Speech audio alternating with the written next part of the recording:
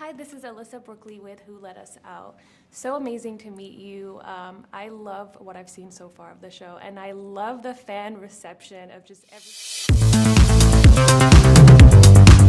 If you had to pick a dream cameo from the MCU to come into Agatha All Along, who would it be? There's so is. many. There's so many good I'd love to actors. see Samuel L. Jackson. Ooh. Pop up on the Witch's I would Rose. love that. Just for like a second. Who's the tree? Groot. That would be Oh, that would a be cute. trip if he just Yeah. all of a sudden was on the Witch's Road. It wouldn't make a lot of sense. But there's a character from She-Hulk that I find so intensely hilarious. It's the character of Madison, and she's played by Patty Guggenheim. And she's so funny, and she actually makes a joke about Jake the goat, which is like so funny to me. So there's like a little witch shine on her. Anyway, I just love her, and I'm just like praying to the Marvel gods that she makes an appearance at some point somewhere in the MCU. I have to ask, what is your favorite Marvel movie? Oh, what is my favorite Marvel movie? Is it bad that I'm going to say one that I didn't work on?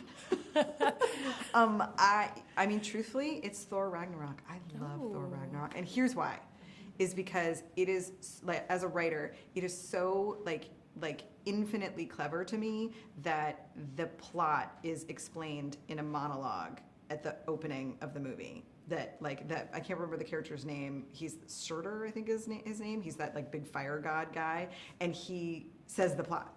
And then that's what happens with the movie. The only other movie that I know that does that is Hereditary, which is a very different movie. Oh my God. But I think that Thor Ragnarok is like so wildly entertaining, but truly it's just smart, and that's the best thing about it. Black Widow is mine. Okay, I love that. Yeah, Black Widow is fun. We'll see. Yeah. Ooh. Oh gosh. Maybe Iron Man, the first one. Oh yeah, that's a really good one. That's a really good one. I watched them all in like 2 days. They're all kind of one movie now. I like for me. Thor a lot I'm too. not sure that I like Thor. Who does Robert Downey? Is he? Yeah, I like him. I like Vision. I don't know why I like Vision, but I do. Because you think he's a great hot. character. And he's cute. He's cute. And I worked with him, so I really liked him. Paul Bettany's character. But. When it came to like the supernatural and the witchcraft, what direction did you want to take it so that those elements were different, to shows like Wandavision and Doctor Strange? So we had decided early on that we were going to be a practical show. So that was really limiting. It meant that a lot of things were off the table. And we also knew that we were starting Agatha in a powerless place, and that these other witches would be like to varying degrees low on power. So it became, we don't have the visual language of blasting, which is kind of the bread and butter of any MCU anything. So the power first became like, what is the authentic power inside of each of these characters? But then it was like, okay, so we're doing like different kinds of moments that are practically based, that are about the elements, water, earth, air, like that's what became the tools of our power inside of the show. This journey of the Witch's Road will test our witches and their knowledge of the craft, and each of our witches comes to the table with a particular skill set. So we have divination and spirit and earth magic. Everyone brings something to the table, and each trial will be vastly different. So I'm excited for fans to experience all different corners of the Marvel Magic universe.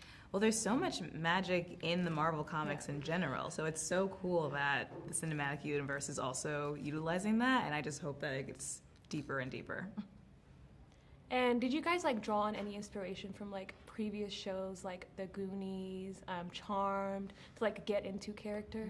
Well, Jack Schaefer, the creator, I think has a lot of influences from shows like that, and really did want to create some sort of like journey, like An homage to those movies. Yeah. It was like truly a ragtag team of misfits going on an adventure together, and I think you can like compare that to a lot of classics. I mean, everything is real. Like, Well, the house, like the all first the time you see the appliances? house is this little model.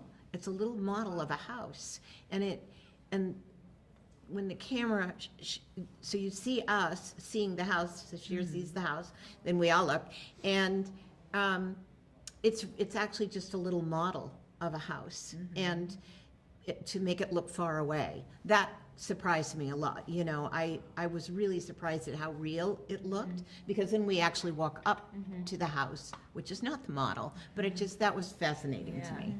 Yeah, they really use like perspective and backdrops, and like they did so many things in this one room that like created a whole world for us. Anything? I mean, I'm just agreeing with. I think there's so many details. I mean, I think this is true of a lot of Marvel shows, but there's just so many elements that, like, any drawer you open, everything is practical. So if you open a drawer, there's things in the drawer that character would have, or so it's stuff like that that's fun to play with when you get on set, because it inspires you, and the designers are thinking of everyone has their own world, and then the designers are just adding to your imagination, and so it's helpful to play with that stuff. The show's name obviously went through a couple of changes. How did we come to Agatha All Along? I mean, it is that thing of it was Agatha all along, you know? Like, we talked about it being, you know, just Agatha, but that didn't quite feel like enough, and it didn't actually make a statement about the show. And you know, all of the other titles were obviously, they were misdirects. They were Agatha messing with the PR for the show. But it was so, Agatha All Along was a very early idea that just continued, and then we reached a point where we were like, well, it really can't be anything else. Where do you see the future of a chaos magic go in the future of Agatha All Along? That's part of what chaos is. Like, it could be anywhere, anything. Like, fun to interview people that So Can't fun. say anything. I know. I'm like, oh my god, I have like all these fan questions, all of these things that they want me to ask, and I'm like, I'm trying to and we do want it, to be able to. but it's super secretive, and we don't want can't to reveal do it. Now, is there anything you are allowed to share about your experience? Oh, I mean, a lot, but also not a lot. Yeah, it it depends. was kind of life-changing for a lot of us. Like, Yeah. I definitely felt like a different person walking out. It was very rigorous, and like I would tell my hubby, it was like landing a 747 every day, like the amount of amazing work we did, but it was also the most satisfying. And so, and I'm so proud, and so just in awe of this cast, and I cannot believe that it even exists, that like this happened. So it was, that was like one of the many best parts. It's just to be on the other side of it, being like, wow. I can say that there are plentiful reveals in this puzzle box show.